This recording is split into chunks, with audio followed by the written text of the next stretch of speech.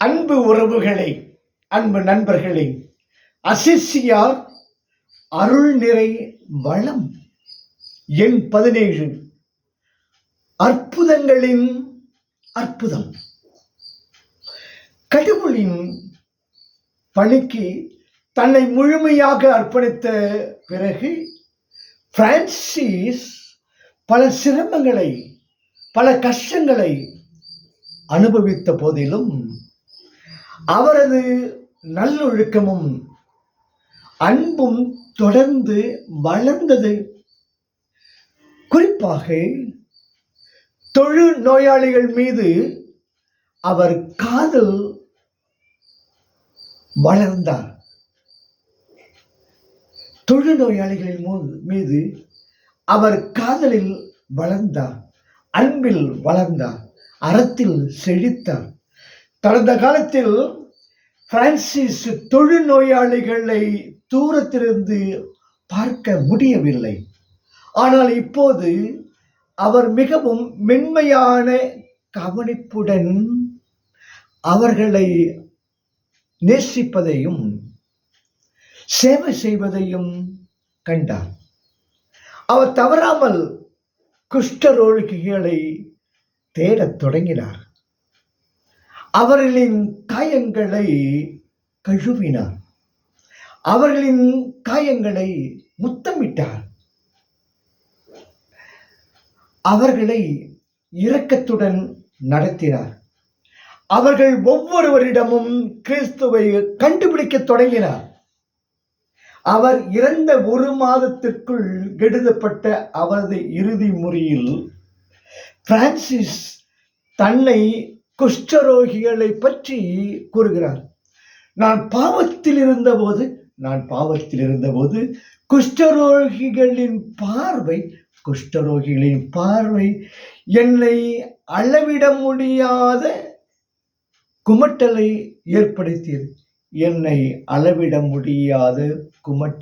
ஏற்படுத்தியது. ஆனால் இறைவன் தாமே என்னை அவர்களுடன் அழைத்துச் சென்றார். நான் அவர்கள் மீது இரக்கம் கொண்டேன். நான் அவளுடன் ஒருமுறை பழகிய போது முன்பு எனக்கு குமட்டல் ஏற்பட்டது. எனக்கு அருள்வாழ்வு மற்றும் உடல் ரீதியான ஆறுதலாக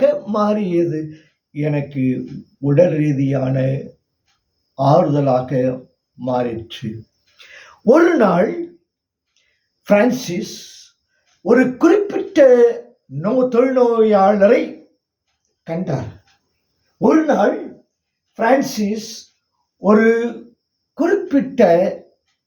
தொழுநோயாளரை கண்டார். அவர் வாயில் கடுமையாக சிதைந்தார். இந்த நோயாளி பிரான்சிஸ் ஒரு கடவுளின் மனிதர் என்பதை அறிந்து அவரிடம் உதவி கேட்டார். பிரான்சிஸ் தனது தீவிர பணிகளில் அந்த மனிதனால் மிகவும் ஈர்க்கப்பட்டார்.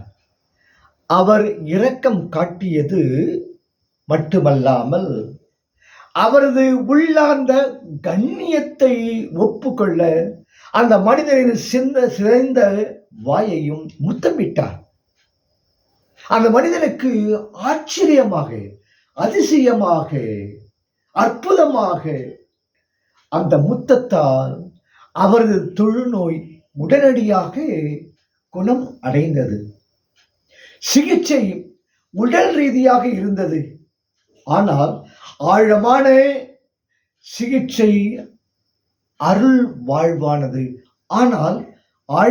சிகிச்சை ஆன்மீகமானது. பிரான்சிஸின் பணிவு மற்றும் அன்பு இந்த மனிதனுக்கும் ஏழைகள் மற்றும் நோய்வாய்ப்பட்ட அனைவருக்கும் பிரான்சிஸின் நபரிலேயே கடவுளின் அன்பை சந்திக்க உதவியது. அருள் நிறை வளம். பெரிய அதிசயம் என்ன? ஒரு உடலை குணப்படுத்த அல்லது ஒருவரின் ஆவியை மீட்டெடுக்க வேண்டுமா? ஏழைகள் மற்றும் நோயாளிகளின் மீது ஆன்மீக கண்ணியத்தை மீட்டெடுப்பதற்காக இந்த பிந்தைய விளைவு திரு அவையை மீண்டும் கட்டியெழுப்ப முயன்ற போது பிரான்சிஸின் மிகப்பெரிய கொடை எளிமையான மற்றும் ஆழமான மனத்தாண்மை, எல்லாவற்றிற்கும் மேலாக கடவுளுக்காக பலரின் இதயங்களையும் மனதையும் வென்றது. இதுவே அருள் நிறை வளம். நம்மில் பெரும்பாலோர் கடவுளுக்காக பெரிய காரியங்களை செய்ய வேண்டும் என்று கனவு காண்கிறோம். பிரான்சிஸ் வேறுபட்டவர் அல்ல, ஆனால் மனித குலத்தின் மிகவும் பரிதாபகரமான தாழ்மையான சேவை கடவுள் அவரிடம் கேட்கும் மகத்துவம் என்பதை பிரான்சிஸ் கண்டுபிடிக்க தொடங்கினார். இதுவே நிறையருள் பலம். நம்மிடமும் அப்படித்தான் நாம் அனைவரும் வாழ்க்கையில் பணிவுடன் செயல்படலாம். மற்றவருடன் நாம் நடந்து கொள்வதில் மனத்தாழ்மை என்பது ஒவ்வொரு நபரிலும் இறைவனுடைய நன்மையையும் மகிமையையும் உயிருடன் காண்கிறோம் என்பதாகும். நாம் நம்மையும் நமது பாதுகாப்பின்மையையும் தாண்டி பார்க்கிறோம். ஒவ்வொரு மனிதரையும் அவர்கள் போலவே அன்பு செய்ய முயல்கிறோம். ஏனென்றால் அவர்கள் கடவுளின் குழந்தைகள். அவர்கள் கடவுளின் குழந்தைகள். இதுவே நிறையருள் வளம். இன்றைய தொழுநோயாளிகளின் சமூகத்தை நிராகரிப்பவர்களாக கருதப்படும் அனைவரிடமும் காணப்படுகின்றன.